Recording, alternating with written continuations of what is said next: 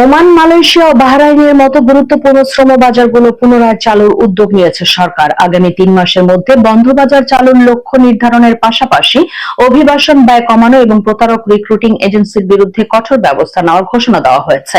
ইস্কাটনে প্রবাসী কল্যাণ ভবনের সাংবাদিকদের সঙ্গে মতবিনিময়কালে শ্রম ও কর্মসংস্থান এবং প্রবাসী কল্যাণ ও বৈদেশিক কর্মসংস্থান প্রতিমন্ত্রী নুরুল হক নূর সরকারের এই অগ্রাধিকারের কথা জানান।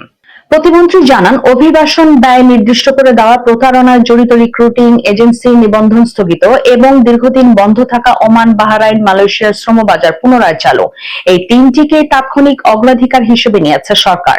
তিনি বলেন, আগামী ৩ মাসের মধ্যে বন্ধ ওমান, বাহরাইন, মালয়েশিয়ার শ্রমবাজার চালুর উদ্যোগ নেওয়া হবে। একই সঙ্গে কয়েকটি দেশের ক্ষেত্রে অভিবাসন ব্যয় নির্ধারণ করে তা কার্যকর করার প্রস্তুতিও চলছে। প্রতিমন্ত্রী আরো জানান, মালয়েশিয়া সরকার যে 10টি শর্ত দিয়েছে তা পূরণের সক্ষম রিক্রুটিং এজেন্সি ও কোম্পানির একটি তালিকা সরকারের পক্ষ থেকে পাঠানো হয়েছে। এখন বিষয়টি ঘনিষ্ঠভাবে ফলো আপ করা হচ্ছে। শর্তগুলো কিছুটা শিথিল করে নতুনভাবে শ্রমবাজার উন্মুক্ত করার লক্ষ্যে কূটনৈতিক ও প্রশাসনিক প্রচেষ্টা অব্যাহত রয়েছে।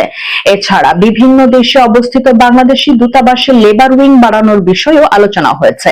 প্রতিমন্ত্রী জানান, বিদেশে মারা যাওয়া শ্রমিকদের মরদেহ রাষ্ট্রীয় খরচে দেশে আনার ব্যবস্থা পুনরায় চালুর বিষয়ে আলোচনা চলছে। এছাড়া ঢাকায় মরদেহ পৌঁছানোর পর দেশের বিভিন্ন অঞ্চলে পাঠানোর জন্য মঙ্গলবার আরো 2টি নতুন লাশবাহী ফ্রিজিং গাড়ি যুক্ত হয়েছে। বন্ধুরা, দীর্ঘ প্রতীক্ষার পর অবশেষে খুলতে যাচ্ছে ওমানের সাধারণ লেবার ক্যাটাগরির ভিসা। এই ব্যাপারটা নিয়ে অনেকে কিন্তু শঙ্কিত ছিলেন যে আদৌ আমাদের জন্য এই ভিসা খুলবে কিনা। আমরা আপনাদেরকে আশ্বস্ত করেছিলাম, যেহেতু কৃষি সেক্টরে ভিসা ওপেন করে দিয়েছে, অন্যান্য যে সেক্টরগুলো আছে, বিশেষ করে বিল্ডিং কনস্ট্রাকশন সেক্টর, এছাড়া আপনার হোটেল, রেস্টুরেন্ট, সুপার মার্কেট বা বিভিন্ন জায়গাতে কাজের যে সুযোগগুলো ছিল সেগুলো কিন্তু পুনরায় বাংলাদেশি ভাইয়েরা আবারও কিন্তু পেয়ে যাচ্ছে। হ্যাঁ, আবারও কিন্তু ওমানের সাধারণ লেবার ক্যাটাগরির ভিসা খুব শীঘ্রই ওপেন করতে যাচ্ছে, এতে কোনো সন্দেহ নেই।